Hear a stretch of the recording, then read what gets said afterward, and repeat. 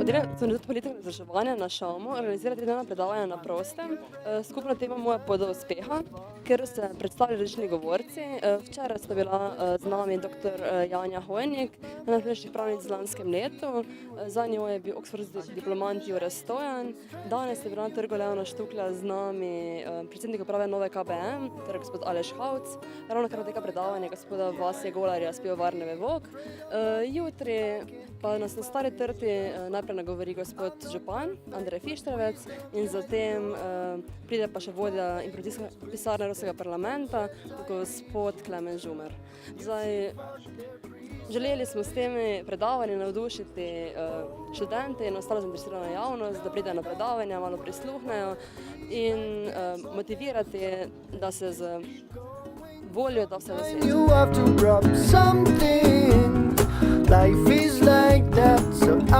Glede na to, da ste danes nagovarjali nekako bolj mlade, me mogoče zanima vaš pogled na to, kje je danes v recimo poslovnem svetu, katerega del ste tudi mogoče mesto za mlade, kakšna je lahko njihova pot do uspeha?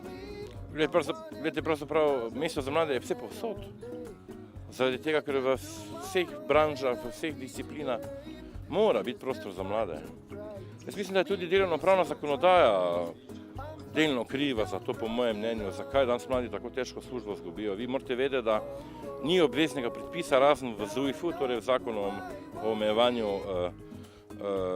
javnih financ, pri katerem se morajo upokojiti vsi zaposleni v javni upravi, ko dosežejo pogoje za upokojitev. Tega v generalnem, torej in lex generalis, ne bi rekli pravniki, v generalnem zakonu ni.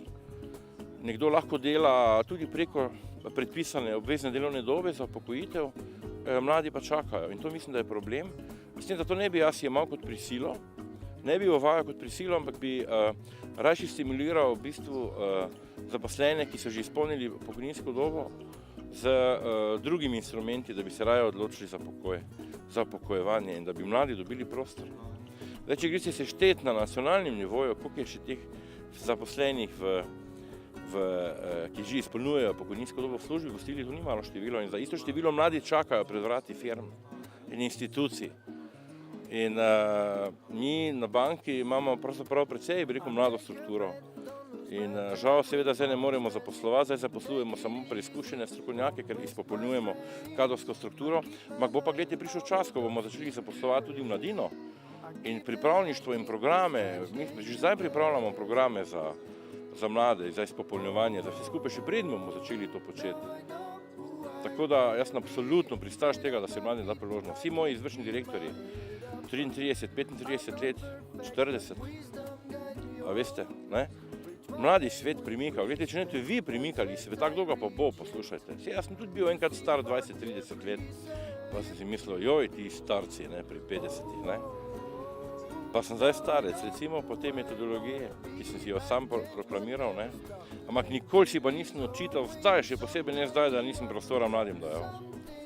Jaz sem vedno za to, da so mladi, so tisti, da je treba mladi, ker mladi imajo ideje.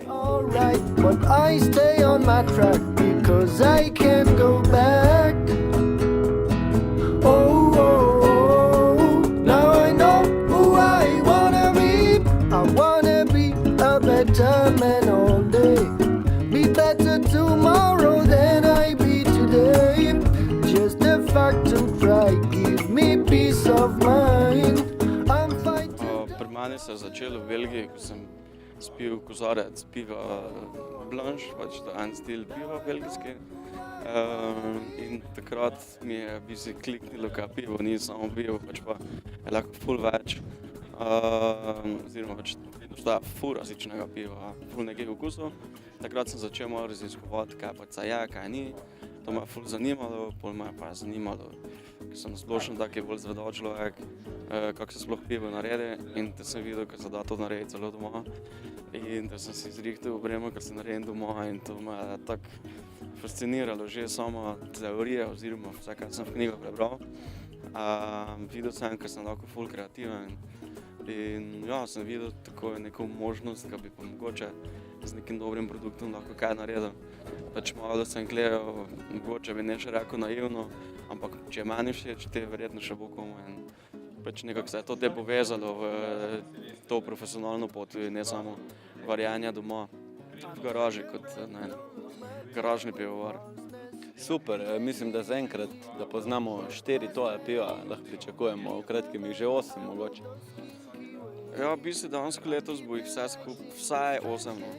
Zdaj v pivovarni je že mogoče provati 6 različnih piv, še 2 dodatne, ena čisto novo. Mislim, da od tega tedna naprej, tudi po nekih drugih lokalih, bo možno še 2 nove provati. Tako ja, eno novo v steklenicah prije čez približno en mesec. Tako, ja, dogaja se skozi, pol bi še rad več nekih stvari dal ven.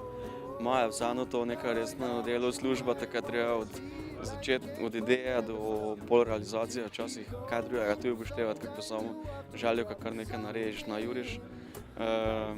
Se pravi, treba imeti možnosti, pri nas je problem, ker nimamo dosti kapacitet. Tako nekako stiskamo neke nove stvari, neki vmes, če se le da.